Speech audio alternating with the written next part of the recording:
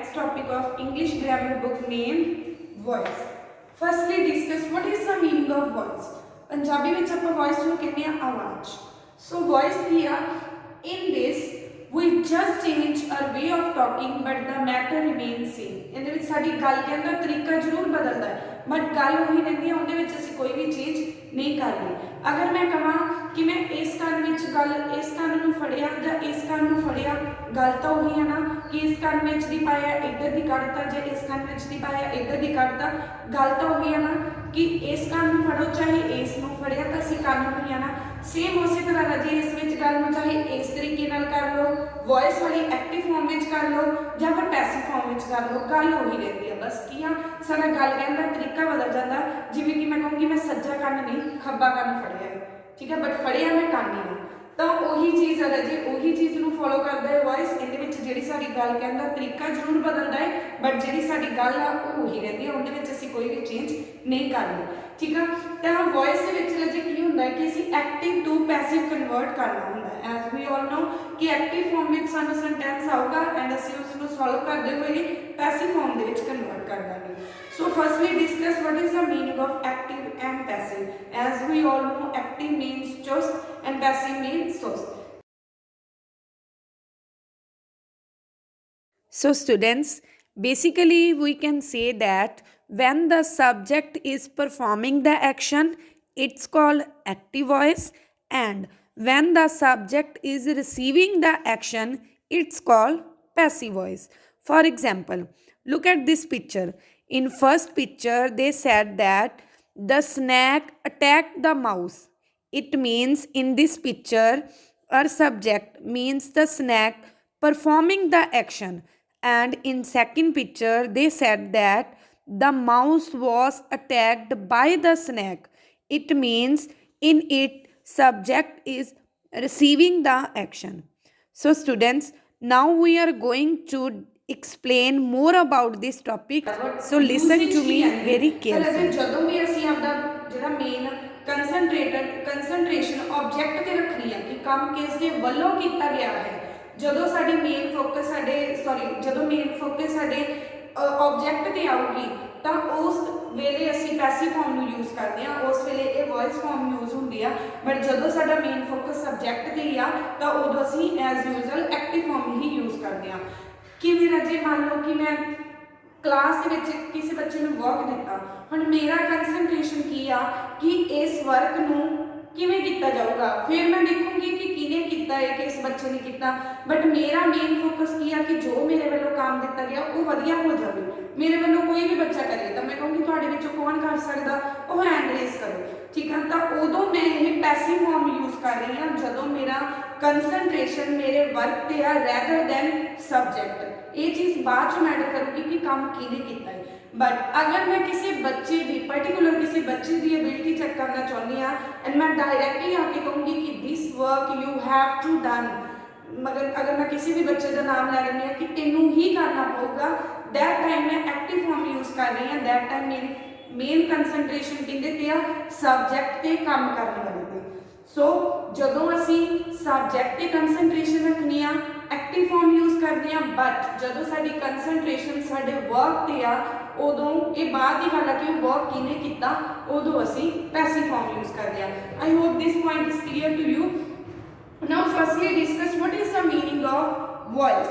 A form of verb that tells us that whether the action is done by subject itself or it faces the result of action done by others is called voice. I hope this thing is also clear to you. Now student, before moving toward this topic, firstly I want to clear something. You just simply follow these 5 steps and you will definitely change active to passive. इन्हां 5 steps ਨੂੰ follow ਕਰਦੇ ਹੋਏ ਤੁਸੀਂ active form ਤੋਂ passive ਵੱਲ convert ਕਰ ਦੇਣਾ ਹੈ and ਤੁਹਾਨੂੰ ਪਤਾ ਵੀ ਨਹੀਂ ਲੱਗਣਾ and you can also call it's a trick, it's a voice trick. So ਕੀ ਕਰਨਾ ਰਾਜੇ ਇਹਦੇ ਲਈ सब तो पहला तुसी की करनी है आइडेंटिफिकेशन. सब तो पहला तुसी की करना आइडेंटिफाई करना है. हम आइडेंटिफाई की करना है एक चीज़ का सवाल है वॉइस दे विच एक सेंटेंस दे विच तुहाडे कोल सबजैक्ट होना चाहिए है ऑब्जैक्ट होना चाहिए वर्ब होना चाहिए। ਤੁਹਾਨੂੰ पता ही है सब्जेक्ट ऑब्जेक्ट एंड वर्ब की ਹੁੰਦਾ, फिर भी एक बार क्लीयर करदा। सब्जेक्ट जो काम कर रहा है, काम करने वाला साडा कौन आ, वो की है सब्जेक्ट आ, वो कोई भी हो सकता है। ऑब्जेक्ट जिस ऊपर काम हो रहा है या जिस चीज़ के करके काम हो रहा, एंड वर्ब जिन्हों असी एक्शन भी कह दें वो जिहड़ा साडा काम हो रहा वर्ब हो रहा। सो काम करने वाला, काम एंड काम किस ते हो रहा, ये तीनों चीज़ों का होना वॉइस के विच बहुत जरूरी है। इस तो बाद कोई भी subject object and verb and helping verb इन्हां चारों तो बिना अगर सेंटेंस के विच कोई भी होर इन्फॉर्मेशन दी गई है तो उसमें असी एक्सट्रा इन्फॉर्मेशन और एक्सट्रा वर्ड्स के अंदर काम करते हैं। उन्होंने तुसी एक्सट्रा इन्फॉर्मेशन भी कह सकते हो एंड एक्सट्रा वर्ड भी कह सकते हो। ये किवें कि फिर मैं तुहानूं with the help of example दसूंगी। सो फर्स्टली तुसी की करना, आइडेंटिफाई करना है। आइडेंटिफाई की करना कि एक सेंटेंस गिवन आ, मान लो तुहाडे कोल सेंटेंस है राम प्लेस फुटबॉल। सो एक ही है तुहाडा एक सेंटेंस आ। फर्स्टली तुसी इहदे विच की आइडेंटिफाई करना, सी दो चीज़ों को आइडेंटिफाई करना हुंदा है। इहदे विच दो चीज़ों को आइडेंटिफाई करांगे। फर्स्टली आइडेंटिफाई करांगे कि इस सेंटेंस दे विच साडा सब्जेक्ट किहड़ा है, साडा ऑब्जेक्ट किहड़ा है एंड साडी वर्ब किहड़ी है। सो सब्जेक्ट कौन है, काम करने वाला, इत्थे काम कौन कर रहा है, राम। काम की हो रहा, प्ले हो रहा है, प्ले कौन कर रहा है, राम। सो राम की है सब्जेक्ट, काम हो रहा प्ले, एक ही है वर्ब। एंड काम किस के ऊपर हो रहा, किस चीज़ के नाल प्ले हो रहा, या किस चीज़ करके काम हो रहा, वो हैगा ऑब्जेक्ट, दैट इज फुटबॉल। सो असी आइडेंटिफाई कर लिया, ये साडा सब्जेक्ट है, ये साडी वर्ब है, ये साडा ऑब्जेक्ट है। Clear, first identification done. Second तुसी आइडेंटिफाई करना है कि किहड़ा टेंस इहदे विच यूज होया, ये सेंटेंस तुहानूं दिता गया इसके विच किहड़ा टेंस यूज होया। सो इत्थे सानूं पता कि वर्ब की फर्स्ट फॉर्म दे नाल एस लगी हुई है एंड वर्ब की फर्स्ट फॉर्म दे नाल एस किहड़े टेंस विच लग्या हुंदा, प्रेजेंट इंडेफिनिट दे विच। सो दैट मीनस ये साडा किहड़ा टेंस आ, present indefinite and you can also call simple present. Clear. उस तो बाद राजे इन्हां दे रूल हुंदे आ सिंपल प्रेजेंट नूं किवें किहड़े हेल्पिंग वर्ब यूज करदे हो कन्वर्ट करना, वो आपां सारियां चीज़ां अग्गों करांगे। बट फर्स्टली तुसी ये दोनों स्टैप डन करने हैं कि सब्जेक्ट ऑब्जेक्ट एंड वर्ब नूं आइडेंटिफाई करना and on the other hand you also identify whether the tense is it's present indefinite tense.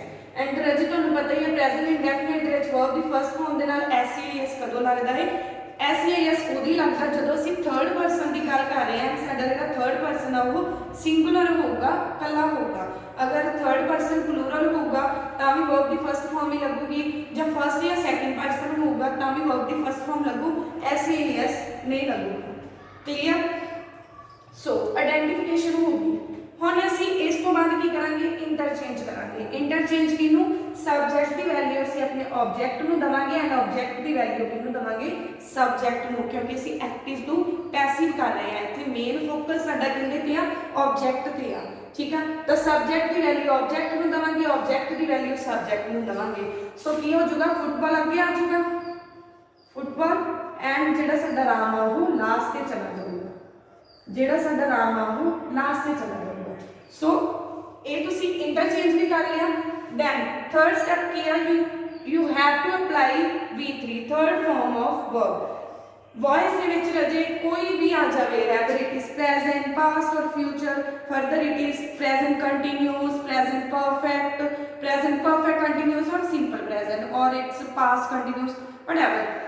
You simply just have to follow third form of verb. Sorry, you simply just have to apply third form of verb.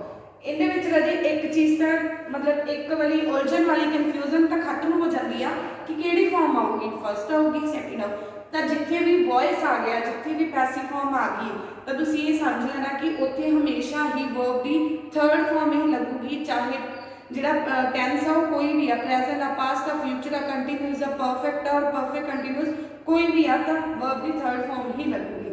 So play की third form की है play, तो इत्थे असीं की लगाता play. साडा third step भी हो गया डन। ओके, उस तो बाद फोर्थ रजे तुसी की करना अप्लाई हेल्पिंग वर्ब। हुण तुसी इत्थे हेल्पिंग वर्ब अप्लाई करना है, किवें करना according to demand of sentence कि तुहाडा सेंटेंस किहड़ी डिमांड कर रहा। आई मीन टू से कि तुहानूं इत्थे देखना पऊ कि किहड़े टेंस की गल हो रही है। सो आपां फस्ट जिहड़ा स्टैप सी उहदे विच आइडेंटिफाई कीता सी कि किहड़ा टेंस है, प्रेजेंट इंडेफिनिट। नाउ तुहानूं पता प्रेजेंट इंडेफिनिट विच किहड़े-किहड़े हेल्पिंग वर्ब यूज हुंदे आ, is, am, are. Is am are use हो गया। इज कदों यूज होंदा जब सब्जेक्ट सिंगुलर आ। एम कदों यूज होंदा आई दे नाल, एंड आर कदों यूज होंदा जदों प्लूरल होगा। One thing more student, mostly बच्चे की गलती करते हैं हेल्पिंग वर्ब अप्लाई करते हुए वो देखते हैं इत्थे राम एंड श्याम आ तो इत्थे आर लगा देंगे। नो रजे, तुसी हेल्पिंग वर्ब इनके अकॉर्डिंग लिखोगे, इनके अकॉर्डिंग लिखना हैगा तो फुटबॉल सिंगुलर आ तो इज ही आऊगा। यस, अगर कहा गया Ram plays football and cricket, now football and cricket are plural. So जे फुटबॉल एंड क्रिकेट आ जाता तो आर लगूगा, बट इत्थे जस्ट फुटबॉल आ तो की आऊगा हेल्पिंग वर्ब इज, क्योंकि ये क्या प्रेजेंट इंडेफिनिट आ। वो प्रॉपर चार्ट भी तुहानूं सेंड करूँगी कि किवें प्रेजेंट इंडेफिनिट दे लई किहड़े-किहड़े हेल्पिंग वर्ब यूज करते हैं। बट पहला मैं तुहानूं वैसे ये ट्रिक दस रही है कि किवें तुसीं active to passive easily convert कर सकते हो without and facing any confusion. So helping verb भी अप्लाई हो गया डन। हुण फिफ्थ स्टैप साडा की आ अप्लाई प्रैपोजिशन। हुण असीं लास्ट की आ प्रैपोजिशन नूं अप्लाई करना है, but not always by. But not always by. I agree कि 90 to 95% जिहड़ा हैगा वॉइस दे विच प्रैपोजिशन बाय ही यूज होंदी आ, बट सारे 5 to 10% इदा भी होंदा है कि बाय रैदर दैन बाय कोई होर प्रैपोजिशन यूज होंदी है, जिवें नो या नोन उहदे नाल टू लगदा है, कंटेन्ड दे नाल इन लगदा है। इस तरह कुछ होर भी होंदे आ, वो भी तुहानूं दसूंगी किहड़े-किहड़े होंदे आ वर्ड जिन्हां नाल बाय दी बजाय कोई होर प्रैपोजिशन लगदी है। But yes 90 to 95% preposition by ही यूज होंदी है। सो इस सेंटेंस विच किहड़ी प्रैपोजिशन यूज होंदी है, बाय।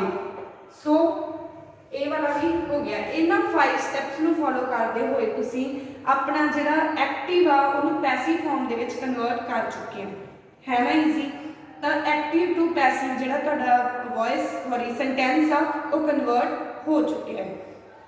हुण मैं तुहानूं एक चीज़ होर दसी सी extra word and you can also see extra information. वो किद्दां मान लो ये सेंटेंस आ इहदे विच सिंपली दस्सिया गया कि राम फुटबॉल खेडदा है, बट इस दे बारे में फर्दर इन्फॉर्मेशन उन्होंने देनी होगी तो ये भी लिख सकते हैं ना कि Ram plays football in the playground, कि राम फुटबॉल तो खेडदा है पर कित्थे खेडदा है, इन द प्लेग्राउंड। तो हुण इन द प्लेग्राउंड की आ इस सेंटेंस के बारे में होर इन्फॉर्मेशन दे रहा है कि तुसी राम नूं मिलना है तो फुटबॉल खेडी जांदा, प्लेग्राउंड च चले जाओ उत्थे वो फुटबॉल खेडदे उहनूं जाके मिल लो।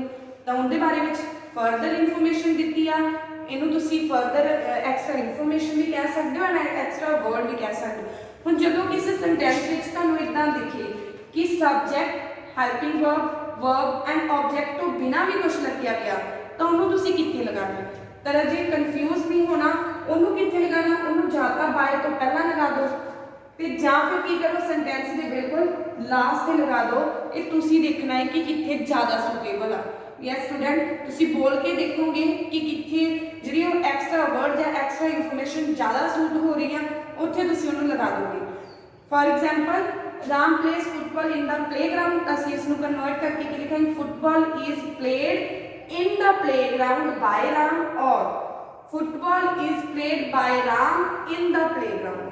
दोनों ही सही है, बाय तो पहला लगा दोगे तो भी सही है, बिल्कुल लास्ट से लगा दोगे तो भी सही है। बट तुसी बोल के अगर देख लोगे कि कित्थे ज़्यादा वधिया लगता, थोड़ा उन्होंने ज़्यादा सोहनी तरह सूट करके बैठा दोगे तो होर वधिया लगू। अकॉर्डिंग टू मी लास्ट से ज़्यादा अच्छा लग रहा, football is played by Ram in the playground. So in the playground जिहड़े साडे एक्सट्रा वर्ड और you can see extra information सी वो कित्थे चली गई, लास्ट से चली गई। हाँ जी, समटाइम्स की होंदा मतलब एक्सट्रा प्रैपोजिशनल वर्ड्स भी आ जाते हैं कि उहदे विच एक प्रैपोजिशन लगी आ सूट नहीं करोगे इत्थे, वैसे ही तुहानूं दस दिंदी आ। मान लो प्लेस दे नाल टू लग गया आपका, place to football. I know ये कोई गल नहीं बननी, जस्ट फॉर एग्जाम्पल तुहानूं दस रही है राम प्लेस टू फुटबॉल। ये फर्दर अगों भी तुहानूं दसूंगी किवें हुंदे आ। राम प्लेस टू फुटबॉल आ गया, हुण टू एक छोटा जिहा वर्ड आ, ਤਾਂ ਉਹਨੂੰ ਅਸੀਂ ਇੱਥੇ ਹੀ ਲਗਾਵਾਂਗੇ ਪਲੇ ਟੂ, ਲਾਸਟ ਤੇ ਤਾਂ ਆਫਕੋਰਸ ਨਹੀਂ ਜਚੂਗਾ। ਹੁਣ ਤੁਸੀਂ ਕਹੋਗੇ ਟੂ ਵੀ ਪ੍ਰੈਪੋਜੀਸ਼ਨ ਆ, ਬਾਈ ਵੀ ਪ੍ਰੈਪੋਜੀਸ਼ਨ ਆ, ਦੋਨੋਂ ਕਿਵੇਂ? ਦੋਨੋਂ ਹੀ ਲੱਗਣਗੀਆਂ ਰਾਜੇ, ਕਿਉਂਕਿ here to we come to as a extra word, not as a preposition. I hope this thing is also clear to you. Clear?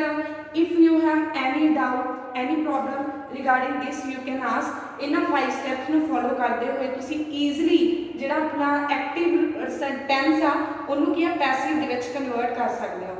So if you have any doubt, you can ask. Thank you. Have a nice day ahead.